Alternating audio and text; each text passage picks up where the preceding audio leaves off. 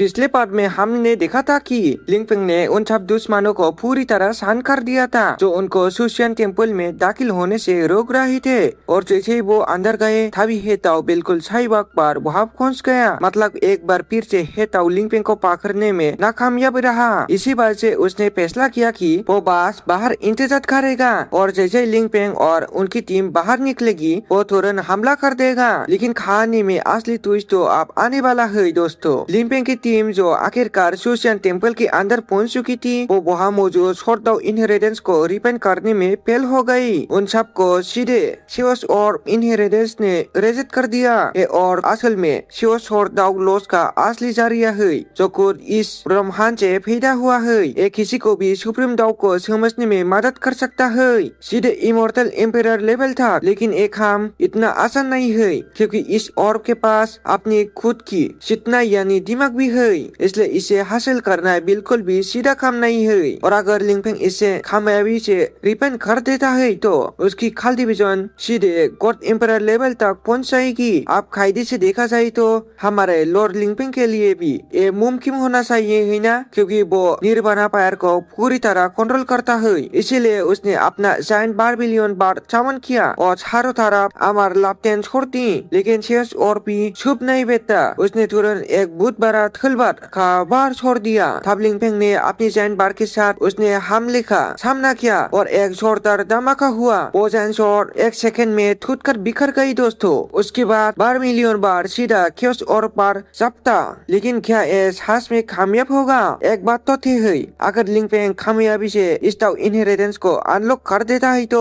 उसके लिए अपने आप एक शोर वॉल खुल जाएगा। देखो दोस्तों, हर यूनिवर्स की बुनियाद किसी न किसी शोरदाव से जुड़ी होती है। इसी वजह से शोरदाव को इतना ज्यादा ताकतवर माना जाता है। लेकिन इसमें एक बहुत बड़ा फेंस भी है। जो लोग तलवार को अपना रास्ता बनाते हैं उनके लिए आगे का सफर बहुत ज्यादा मुश्किल हो जाता है। उनसे लेवल तक पहुंचना आम कल्टीवेटर के मुकाबले काफी कठिन होता है। अब इसका कारण समझो दोस्तों, जब कोई ग्रेट डेटी लेवल तक पहुंचता है तब वो अपना अंदरूनी वॉल बनाता है। इसके बाद उसके बाद वो सिहान लेवल पर वो एक छोटा वॉल तैयार करता है और आम एम्पायर ज्यादा से ज्यादा 3000 स्मॉल वॉल्स भी बना सकते हैं। लेकिन गॉड एम्पायर लेवल तक पहुंचने के लिए इंसान को बहुत ही खौफनाक इच्छा शक्ति चाहिए होती है, क्योंकि वही इच्छा शक्ति मिलकर 1000 हेवनली स्मॉल वॉल बनाती है। और सिर्फ इतना ही नहीं, इस लेवल को पार करने के लिए उन्हें source of wall origin power नाम की एनर्जी भी चाहिए होती है। अब मुसीबत ये है कि शोरदाव अपना सौर वॉल तो बना सकता है, लेकिन सिर्फ शोरदाव के नियम जिंदगी और मौत का कुदरती चक्र नहीं चला सकते। सीधे शब्दों में समझो, अगर तुम एक छोटा वॉल बना भी लो तब भी उसे ठीक से चलाने के लिए जन्म और मरण का बैलेंस चाहिए होता है। सिर्फ शोरदाव से ये मुमकिन नहीं है। इसी वजह से शोरदाव से बना हुआ वॉल दूसरे दाव वॉल से पूरी तरह अलग होता है। और इसीलिए लिंगपिंग को पहले कम से कम सेंटी रियलम यानी गॉड एम्पायर लेवल तक पहुंचना होगा। उसके बाद ही वो चार बुनियादी तत्वों के नियमों धरती, पानी, आग और हवा का इस्तेमाल करके एक मजबूत वॉल बना पाएगा। तभी उसका वॉल एक सही कुदरती चक्र चला सकेगा जहाँ जिंदगी और मौत दोनों सामान्य रूप से रह सके। एक बार जब ऐसा पूरा हो जाएगा तभी लिंगपिंग और भी उनसे मुकाबले में कदम रख पाएगा। दूसरे रास्तों को शायद इन चार तत्वों की जरूरत न पड़े, लेकिन क्योंकि लिंगपिंग ने शोरदाव का रास्ता चुना है जो सबसे मुश्किल रास्ता माना जाता है, इसलिए उसके पास कोई और रास्ता नहीं है। उसे अपनी कल्टीवेशन में चार तत्वों के नियमों को जोड़ना ही पड़ेगा। और जो केओस एलिमेंट मैंने पहले बताए थे, पानी, हवा, आग और धरती, उनके बारे में सीनियर पाई एक और रास्ता बताते हैं। लिंगपिंग अपने डिवाइन शॉट सोल का इस्तेमाल करके पुराने नियमों को रिपेंट कर सकता है। अगर ये कामयाबी से हो गया तो उसकी तलवार सीधे अर्थ रियलम तक पहुंच जाएगी।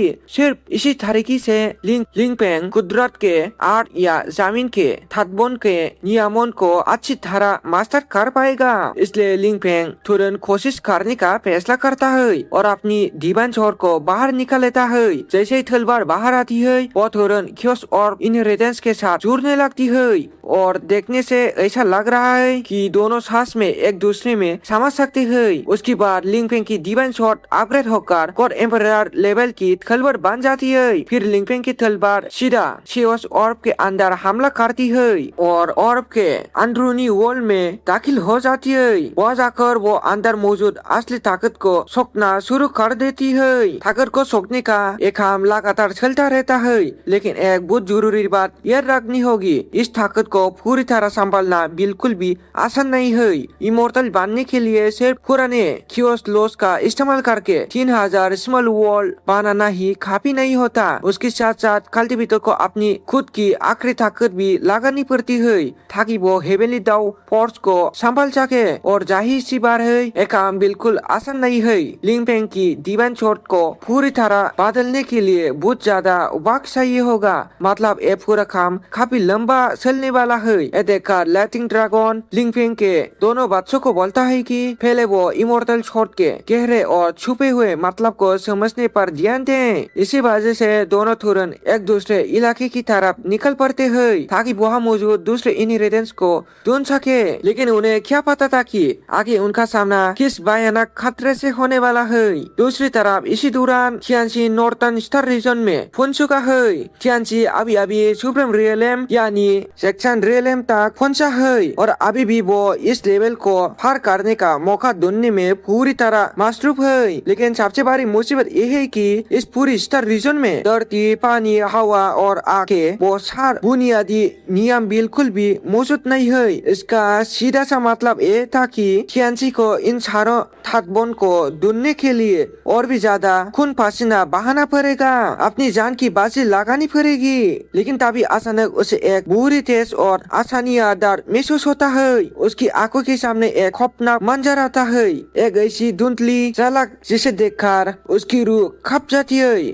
उसे साफ दिखता है कि लिंगपेंग के बच्चों में से कोई बहुत बड़ी मुसीबत में है, किसी की जान दांव पर लगी है। मेरे को अभी उनका नाम ठीक से याद नहीं आ रहा, लेकिन देखकर यही लग रहा है कि वो थियानची का छोटा भाई या बहन है, क्योंकि वो दोनों जुड़वा है। और उसका वो भाई या बहन भी बिल्कुल थियानची की तरह ही चुपके से बिना बताए बाहर निकल गया था। इसलिए थियानची उसका थरता हुआ दर्द खुद के अंदर महसूस कर पा रहा है। दोनों की जान एक दूसरे से अंदरूनी ठुर पर जुड़ी हुई है। अब थियानची थरप होता है कि आखिर उसका अपना खून किस खौफनाक जाल में फंस चुका है। और इसी दौरान एक बिल्कुल दूसरी दुनिया में जंगयार अभी नन नेतर क्लैन के खिलाफ एक भयानक जंग लड़ रही है, जहाँ चारों तरफ सिर्फ तबाही और खौफ का मंजर है। जंगयार ने अपनी बेखौफ ताकत के दम पर नन नेतर क्लैन की वारिस यिशिंगू को पूरी तरह खत्म कर दिया है, उसका खेल हमेशा के लिए उबट कर दिया है।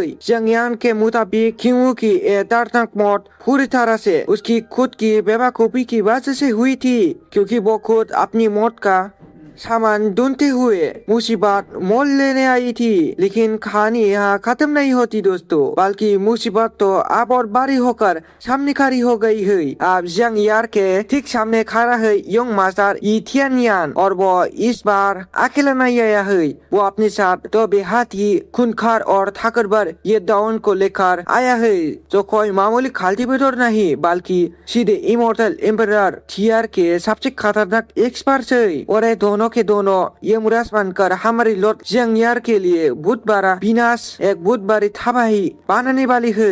जंगयार आप ये जानने के लिए बेहद पेशेंट और हैरान हो जाती है कि आखिर ये दोनों खूंखार लोग है कौन, क्योंकि नाइन नेतर क्लैन के इतिहास में कभी भी इमोर्टल इंपीरियर लेवल के योद्धा रहे ही नहीं है। इसका सीधा और साफ मतलब ये था कि ये दोनों यकीनन बाहरी लोग है, जो किसी गहरी साजिश के तहत यहाँ भेजे गए है।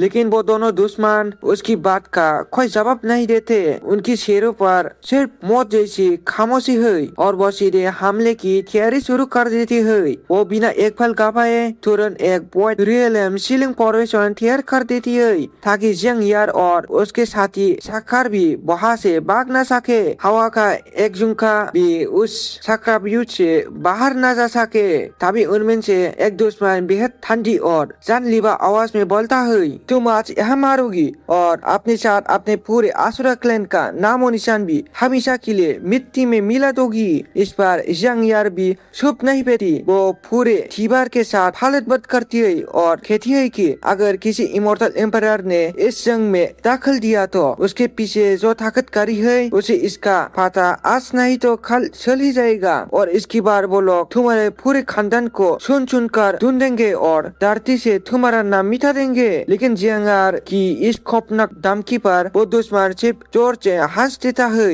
एक ऐसी हंसी जो पूरी गुफा में गूंज उठती है। उसके मुताबिक जियांगार के पीछे जो बेकिंग या ताकतकारी है वो इस दुनिया के बहुत बड़े समंदर में महज एक छोटी सी बूंद के बराबर है। मतलब हाँ, माना कि तुम्हारी ताकत बड़ी हो सकता है लेकिन इस कायनात में उससे भी कहीं ज्यादा ताकतवर और जालिम लोग मौजूद है। इसी वजह से उन्हें पूरा भरोसा है कि आज कोई भी वाकवा न कर जियांगार को उनकी मौत के संगुल से नहीं बचा पाएगा। उसको वो दुश्मन बिना कोई रहम दिखाए तुरंत अपना सबसे घातक हमला रिपर सॉन्ग यानी मौत का गीत हवा में छोड़ देता है और जैसे जियांग उस खौफनाक तकनीक के ओरा को महसूस करती है उसके पैरों तले जमीन खिसक जाती है। वो तुरंत समझ जाती है कि ये दोनों असल में कोई बाहरी लोग नहीं बल्कि उसके अपने खुद का आसुरा क्लैन के रिपर फंक्शन के पुराने इमोर्टल एम्परर से।